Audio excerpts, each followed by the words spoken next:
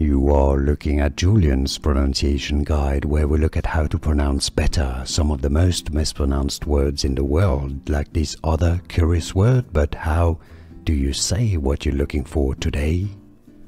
Let's learn how to pronounce this word in French. This is famously the longest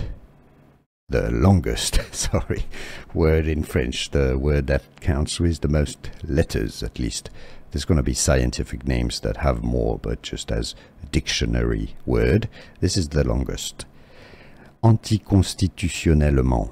Anticonstitutionnellement. This designates, the meaning is something that goes against the Constitution. Okay, so this is an adverb for designating something that doesn't respect the French Constitution, the Constitution of the Republic of France. So if you do something, or if you have a law, for example, that doesn't respect the Constitution, it's going to be anticonstitutionnellement.